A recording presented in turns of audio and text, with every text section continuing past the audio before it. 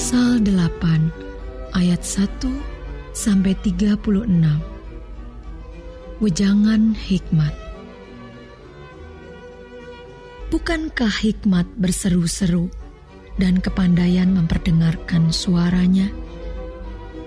Di atas tempat-tempat yang tinggi di tepi jalan, di persimpangan jalan-jalan, di sanalah ia berdiri. Di samping pintu-pintu gerbang, di depan kota, pada jalan masuk, ia berseru dengan nyaring. Hai para pria, kepadamulah aku berseru, kepada anak-anak manusia kutujukan suaraku. Hai orang yang tak berpengalaman, tuntutlah kecerdasan. Hai orang bebal, mengertilah dalam hatimu. Dengarlah, karena aku akan mengatakan perkara-perkara yang dalam dan akan membuka bibirku tentang perkara-perkara yang tepat. Karena lidahku mengatakan kebenaran dan kefasikan adalah kekejian bagi bibirku.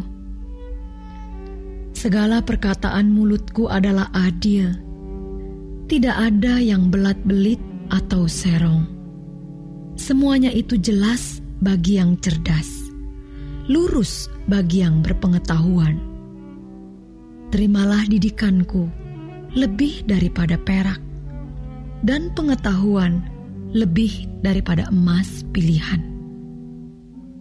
Karena hikmat lebih berharga daripada permata, apapun yang diinginkan orang tidak dapat menyamainya.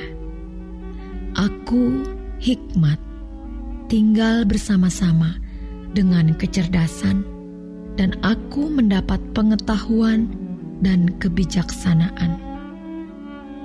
Takut akan Tuhan ialah membenci kejahatan. Aku benci kepada kesombongan, kecongkakan, tingkah laku yang jahat, dan mulut penuh tipu muslihat. Padaku ada nasihat dan pertimbangan. Akulah pengertian, padakulah kekuatan. Karena aku, para raja memerintah, dan para pembesar menetapkan keadilan.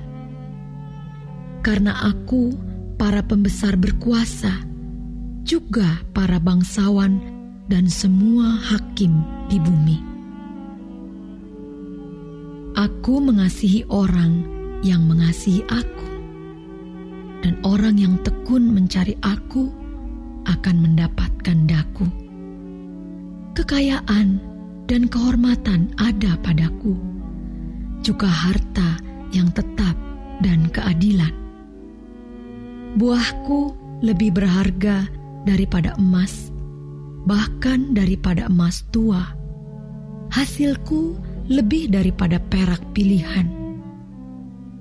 Aku berjalan pada jalan kebenaran, di tengah-tengah jalan keadilan, supaya kuwariskan harta kepada yang mengasihi aku, dan kuisi penuh perbendaharaan mereka. Tuhan telah menciptakan aku sebagai permulaan pekerjaannya, sebagai perbuatannya yang pertama-tama dahulu kala. Sudah pada zaman purbakala aku dibentuk, pada mula pertama, sebelum bumi ada. Sebelum air samudra raya ada, aku telah lahir. Sebelum ada sumber-sumber yang syarat dengan air. Sebelum gunung-gunung tertanam, dan lebih dahulu daripada bukit-bukit aku telah lahir. Sebelum ia membuat bumi dengan padang-padangnya, atau debu dataran yang pertama. Ketika ia mempersiapkan langit, aku di sana. Ketika ia menggaris kaki langit pada permukaan air samudra raya. Ketika ia menetapkan awan-awan di atas, dan mata air samudra raya meluap dengan deras. Ketika ia menentukan batas kepada laut, supaya air jangan melanggar titahnya. Dan ketika Ia menetapkan dasar-dasar bumi, Aku ada sertanya sebagai anak kesayangan.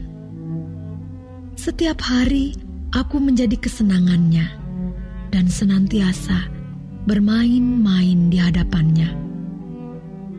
Aku bermain-main di atas muka buminya, dan anak-anak manusia menjadi kesenanganku. Oleh sebab itu, hai anak-anak, dengarkanlah aku, karena berbahagialah mereka yang memelihara jalan-jalanku. Dengarkanlah didikan, maka kamu menjadi bijak. Janganlah mengabaikannya.